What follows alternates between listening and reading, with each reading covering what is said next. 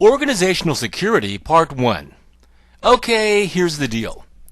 I was a Boy Scout, and not just the ordinary Boy Scout. I went all the way to Eagle Scout. And I was in the whole thing. I was in Cub Scouts, Webelos, Boy Scouts, and all on the way, of course, I had to remember the Boy Scout motto, which was to be prepared. And on top of that, I grew up in South Texas, so I lived through several hurricanes, and a couple of tornadoes, and even some floods. And even worse, I was raised by my grandparents who both lived through the Great Depression. So as you can imagine, I had it kind of drilled into my head to prepare for emergencies and to have disaster recovery. And people make fun of me now. I've got water stored and food for a couple of months and stuff like that. I don't care, because a Boy Scout is also courteous and kind. In Organizational Security Part 1, we're going to cover 4 main knowledge areas. We're going to look at redundancy planning. That's going to involve things like hot sites and warm sites and cold sites. We'll talk about backup generators and RAID and having spare parts and redundancy, and UPS. Not the delivery company, but uninterruptible power supply. We'll look at disaster recovery procedures, things like planning, exercises, backup techniques, storage, schemes, and restoration. And then finally, we'll talk about incident response as it relates to forensics, chain of custody, first responders, damage and loss control, and then finally, one of the most important things of all, reporting. Sound good? We're heading down the home stretch. Now you'd think I would start out granular, like, back up your data to a Western Digital external drive and make sure that you're covered. But I'm going to start out from a macro point of view. We're going to start out looking at the whole organization and having a disaster recovery alternative site option. How do you restore your business functions if there's some large-scale loss of service due to any number of activities or events? So we're looking at here are alternative or alternate or backup sites. Let's say the power goes out in your area. How would you reestablish your business functions as an alternative site until you get primary services back online?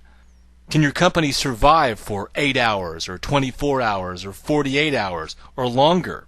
This is a huge part of the planning process, and you'll have to go into a steering committee meeting and decide early on in the life of your organization as to how you're going to approach this. Your most expensive approach and your most comprehensively prototypical approach would be that of a hot site. A hot site is a whole separate location that you can have duplicate operations up and running within hours, maybe within 2 hours of your failure. This would include the network infrastructure being duplicated, telecommunications and servers, network connectivity, systems, pre-configured software to meet all the needs of the organization, replication of data readily available. Okay? Now these types of solutions are expensive. Sometimes companies will have what are called mobile hot sites, where they have almost complete redundancy in a mobile site that's several miles away that they can relocate to if necessary. As I mentioned, this is an expensive short-term solution. Sometimes a hot site is actually an existing off-site storage facility. It may be a storage facility quite a few miles away where you're already storing archives and backup media and redundant systems so that you can just simply move over to that location if you need to in case of an emergency. The hot site is also referred to as the active backup model. You want to know that term, active backup model. Now besides just infrastructure, your hot site might also provide office facilities and other services and components so that your business can relocate a core number of employees to sustain operations. Now, if every company had the choice, they would opt for the hot site option, okay? But because of cost and because of feasibility, most companies won't be able to pull off the hot site. What they'll do is they'll look for a compromise, that being the warm site.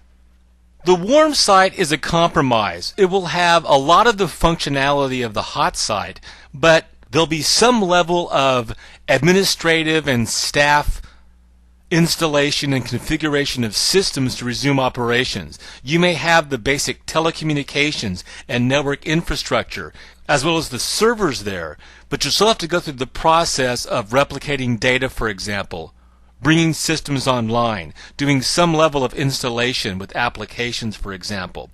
Warm sites are typically remote offices, they're leased facilities, or it could be a reciprocal agreement with other organizations. A lot of times, organizations that have a lot of the same needs will create these reciprocal agreements, and they're gambling on the fact that both of the companies won't need to use this warm site at the same time or simultaneously. So they kind of share the cost. So the warm site isn't exclusively for your use. If you're going to have a warm site, it's going to be cheaper, but it's still going to require advanced planning, testing, and access to media for system recovery. A warm site is a compromise between a hot site, which is extremely expensive, and the next one, which is a cold site, which has almost zero pre-configuration.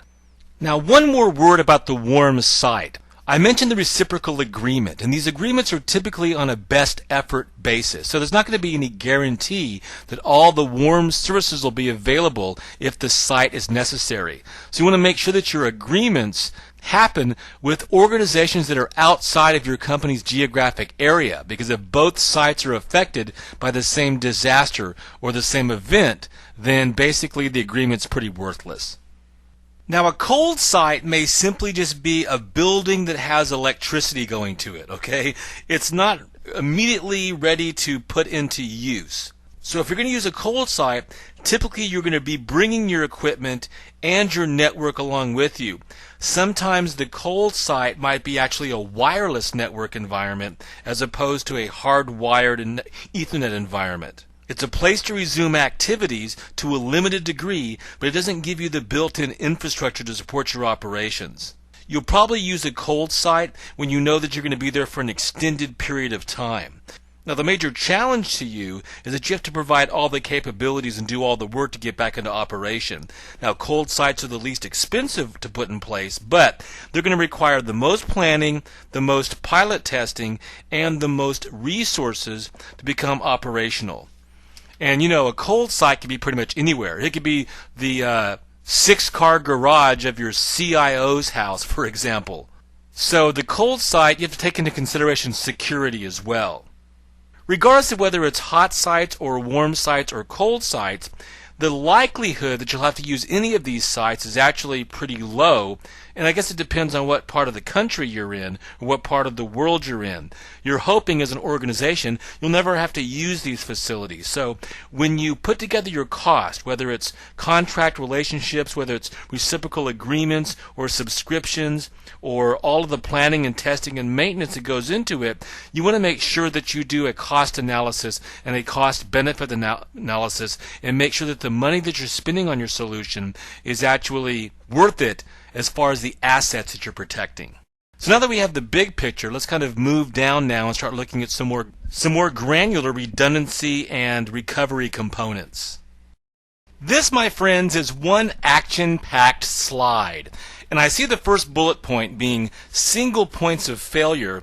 And I want to kind of combine this down here with this little, oops, I'm out of control, little bullet point here, spare parts. Now, remember, we are talking about hardware and software that is vulnerable to all types of malware, denial of service attacks, things like environmental disasters, mechanical breakdowns, power failures, not to mention all the other human error and misconfiguration. The list goes on and on. We're already familiar with all the different types of problems out there.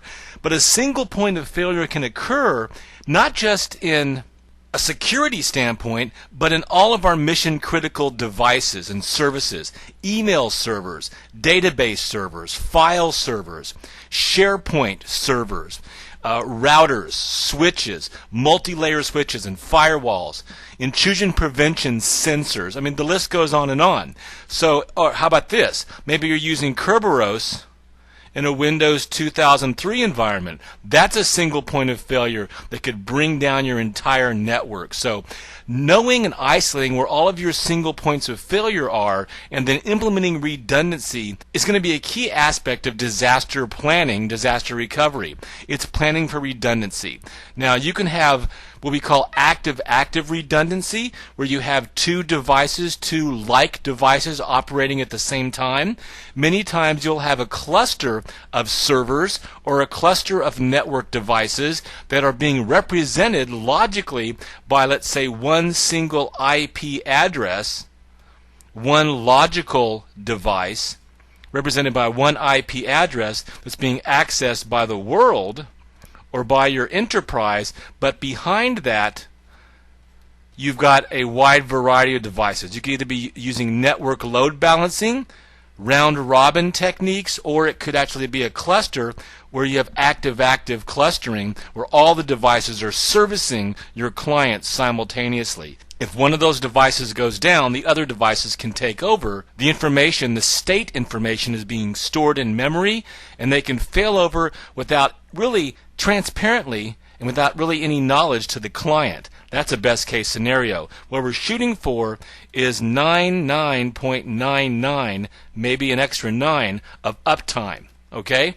Downtime means loss of money, loss of productivity, it could be loss of business, it could be catastrophic, losing a competitive advantage.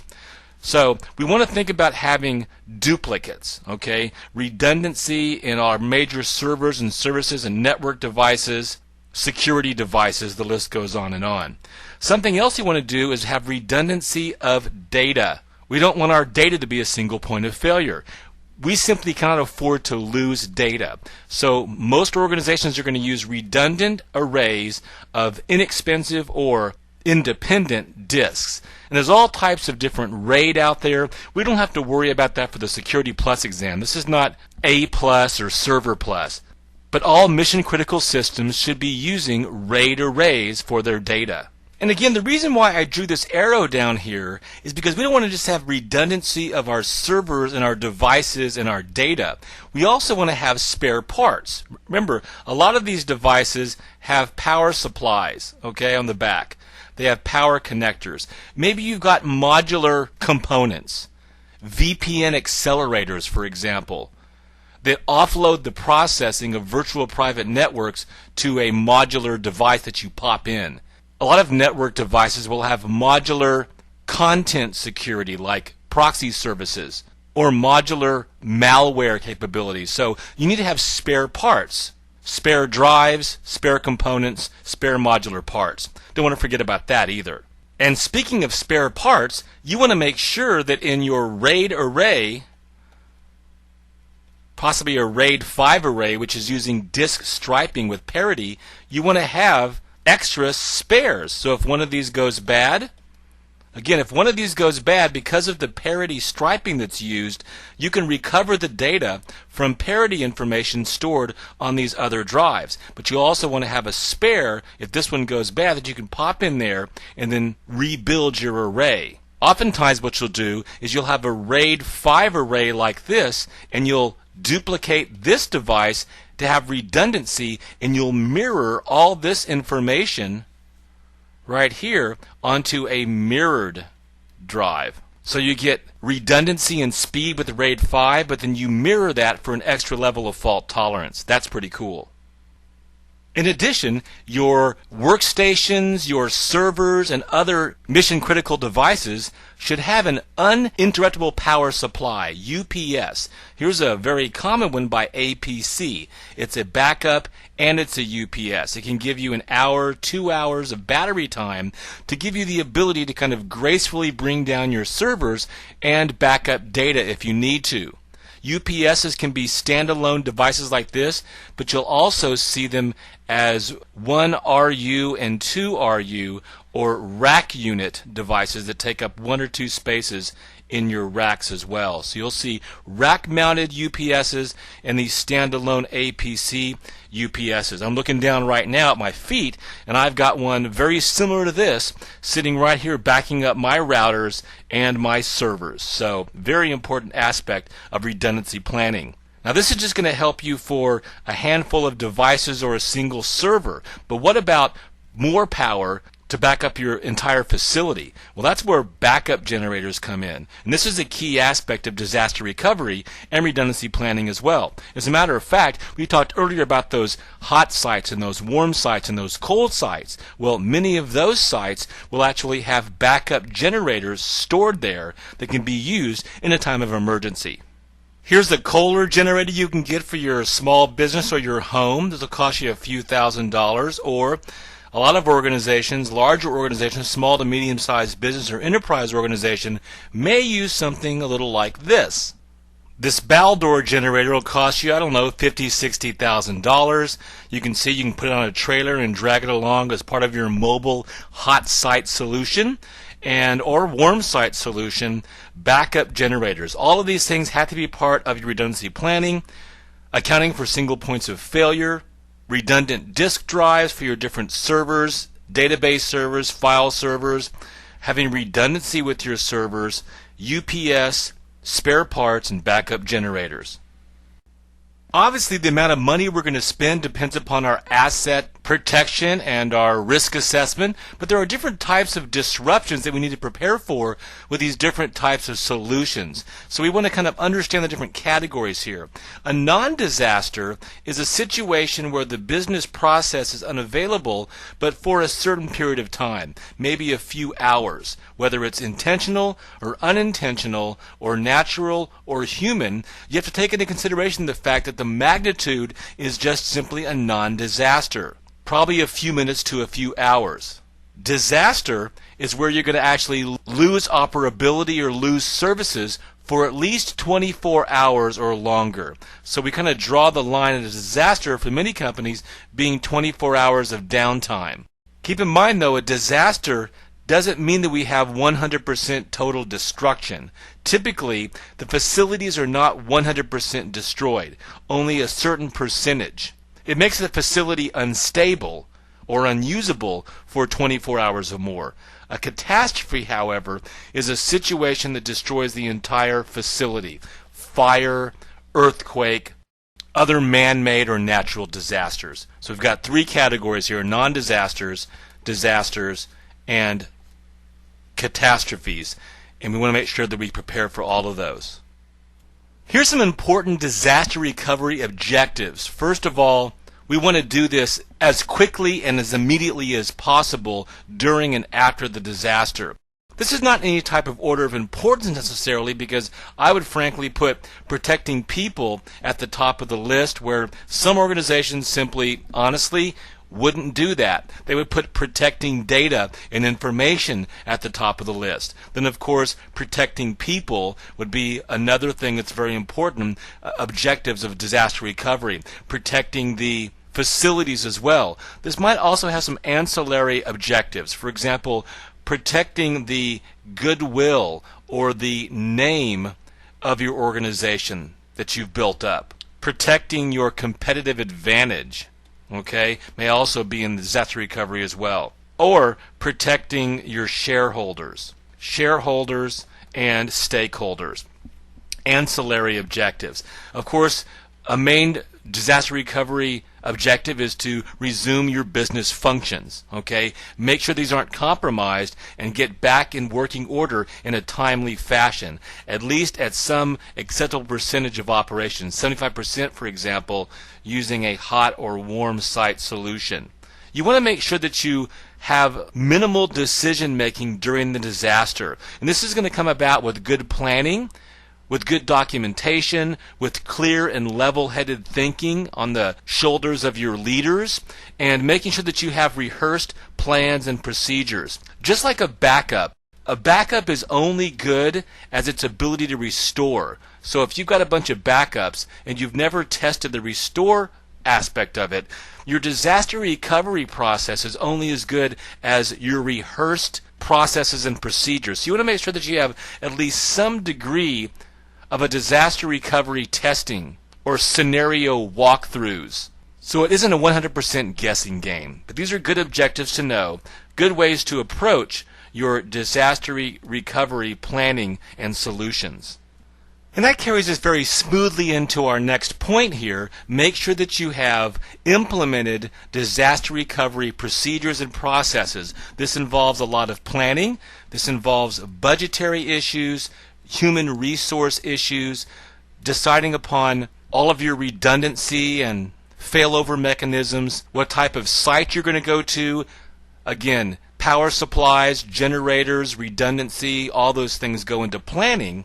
And of course, you want to have exercises. You want to go through different scenarios. This goes back to the example I just talked about. You also want to have backup procedures for all of your data, for all of your information. You also want to have storage procedures.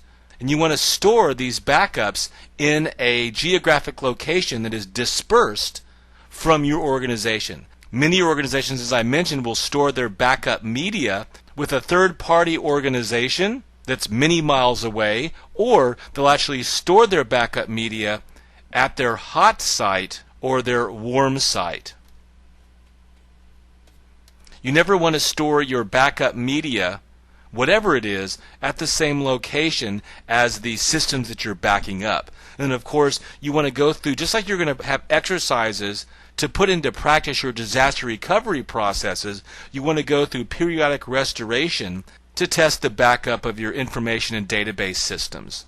The final thing we're going to talk about in this particular nugget is incident response. And realize for a large enterprise organization, incident response will actually be under the auspices of an entire incident management team or individual. So for example, somebody might have the role of the incident manager, even though their title is CSO, for example, or security officer, but their role will be to be the incident manager and to handle incident response. Before we actually get any farther, let's go ahead and define exactly what incident response is, and then we'll look at some of the key components of incident response. Okay, first of all, what is actually an incident? Well, an incident is an adverse event or occurrence that has caused damage or has the potential to cause damage to your company's assets, to personnel, or to your reputation. Now, incident management, or the process of managing incidents, is the exercise of developing and maintaining the capability to manage incidents within an organization so that the impacts of the incident can be contained and you can recover within the specified time objective. So incident response is your company's or your team's capability to effectively prepare for and respond to any unanticipated events, to control and limit damage, and to maintain and restore normal business operations. Now, to be able to respond effectively, you need to make sure that you have a response and recovery plan that's clearly documented and readily available when necessary to minimize the effect of all disruptions. This plan needs to be based on long-term IT planning. It needs to be consistent, of course, as I've mentioned, with the overall business continuity and your IT security strategies. And again, our goals are to make sure that information assets are adequately protected and that the risk levels within acceptable limits. You want to have effective incident response plans in place and understood by all of the stakeholders, management, IT department heads, end users, and the incident handlers themselves. You want to make sure that incidents are identified and contained and that the root cause is addressed as soon as possible to allow recovery within acceptable interruption windows, or AIWs.